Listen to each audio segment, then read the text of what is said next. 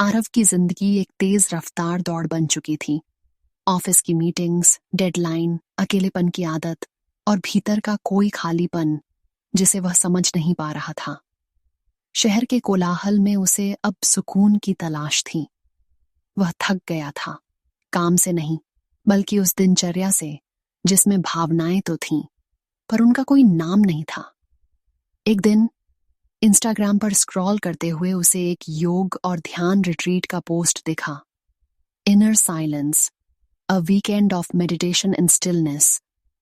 कुछ था उस पोस्ट में, शायद वो तस्वीर या उस वाक्य में छिपी बेचैनी जिसे वो खुद भी महसूस करता था। कभी कभी मौन सबसे ऊंची पुकार होती है। आरव ने बिना ज्यादा सोचे बुकिंग कर दी। एक पहाड़ी इलाके में दूर किसी पुराने फार्म हाउस को ध्यान केंद्र में बदला गया था, जहां मोबाइल नेटवर्क नहीं था और नियम था, कोई बात नहीं, कोई स्क्रीन नहीं, बस मौन। जाते समय उसकी आंखों में थकावट थी और दिल में एक अनकही उम्मीद, शायद कोई मिल जाए जो शब्दों से नहीं बस एक नजर से थाम ले। शांत पहाड़ियों के बीच बसे उस रिट्रीट सेंटर में सब कुछ थमा थमा सा था। न कोई शोर, न बाहरी दुनिया की चहल पहल। हर कोई खुद के भीतर उतरने आया था। वहीं वो भी थी, काव्या। एक नाम नहीं, मानो कोई एहसास हो। पहली बार जब आरव ने उसे ध्यान कक्षा के बाहर बैठा देखा तो बस एक पल को लगा जैसे कोई पुराना सपना फिर से सामने आ गया हो। सफेद कुर्ते में सधी हुई, आंखें बंद, चेहरे पर वो आध्यात्मिक शांति, मगर उसके पीछे कहीं कोई अधूरी बेचैनी भी। आरव को ध्यान में बैठते वक्त भी उसकी उपस्थिति महसूस होती रही। घंटों की मौन साधना में बस एक ही ध्यान भटकाता रहा, काव्या। तीसरे दिन शाम का ध्यान सत्र था। हल्की बारिश हो रही थी, हाल में सभी शांत थे, मगर उस दिन का गाइडेड मेडिटेशन कुछ अलग था। Heart centred connection.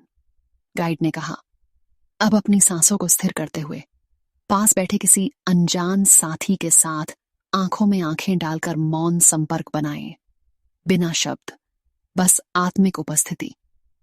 किसी संयोग से आरव और काव्या आमने सामने बैठे थे। पल दो पल की झिझक के बाद उनकी आंखें मिली। वक्त थम गया।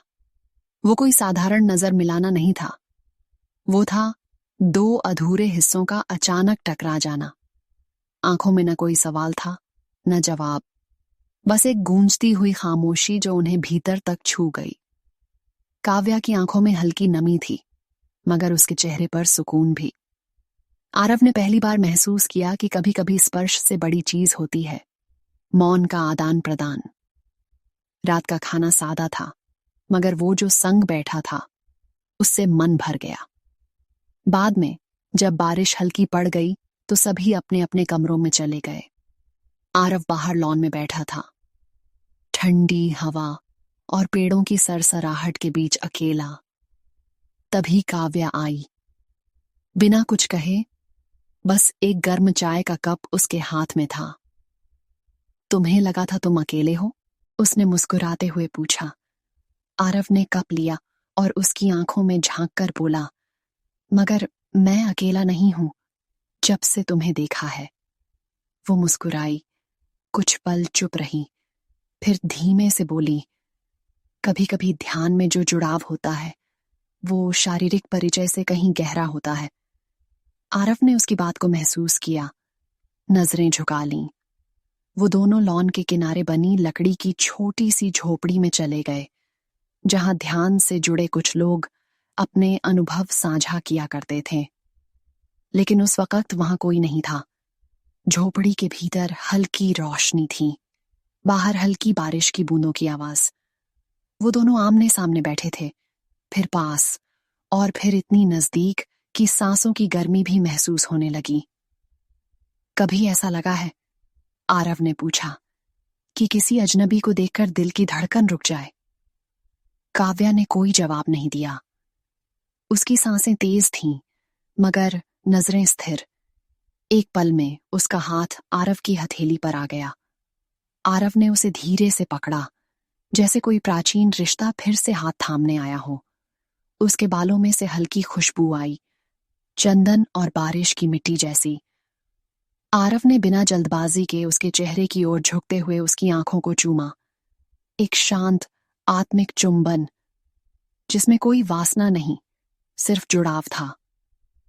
काव्या ने खुद को पीछे नहीं खींचा। उसकी पलकें झुकीं और वो उसकी बाहों में आ गई। धीरे धीरे आरव ने उसकी पीठ पर हाथ फिराया। उसकी सांसों की रफ्तार अब बदल रही थी। उसकी सफेद चादर खिसकी और उसकी त्वचा की गर्माहट पहली बार महसूस हुई। उनके बीच कोई संवाद नहीं था, बस देह और आत्मा के बीच एक सहज मिलन। बिस्तर नहीं था, सिर्फ जमीन पर बिछा आसन, मगर वो क्षण किसी महल से कम नहीं था। उस रात उनकी सांसें एक लय में बंध गईं। स्पर्श, चुंबन, आलिंगन, सब कुछ धीरे धीरे, जैसे कोई ध्यान की लय चल रही हो। काव्या की उंगलियां आरव की पीठ पर चल रही थीं, कभी सख्त, कभी नर्म। उनके बीच की दूरी अब नहीं रही थी, वो बस एक शरीर में समाये दो आत्माएं थीं। सूरज की पहली किरण जब झोपड़ी की दीवार पर पड़ी तो काव्या ने धीरे से आंखें खोलीं। आरव अब भी उसकी बाहों में था, शांत, संतुष्ट। कुछ देर बाद वो उठी और खिड़की के पास जाकर खड़ी हो गई। आरव ने देखा, उसकी आंखें दूर किसी सोच में थीं। क्या तुम पछता रही हो? उसने पूछा। काव्या मुस्कुराई। नहीं, लेकिन मैं डरती हूं। ये जो जुड़ाव था वो शाश्वत था, मगर शायद यहीं तक का था। हम फिर मिलेंगे? आरव ने धीमे से पूछा। काव्या ने उसकी तरफ देखा, फिर पास आकर उसका हाथ थामा। अगर ये रिश्ता इतना गहरा था तो फिर वो कहीं ना कहीं जरूर लौटेगा, शायद किसी और वक्त, किसी और शहर में। वो दोनों कुछ देर तक खामोश रहे। फिर काव्या ने उसे एक आखिरी बार गले लगाया। कभी कभी कुछ मुलाकातें पूरी नहीं होती, फिर भी वो अधूरी नहीं होती। उस रात जो जुड़ाव था वो ना तो सिर्फ शारीरिक था, ना ही सिर्फ आध्यात्मिक। वो दोनों का संगम था। एक रात का स्पर्श उम्र भर की स्मृति बन गया। दोस्तों, अगर ये कहानी पसंद आई हो, लाइक, शेयर और सब्सक्राइब करना मत भूलिए।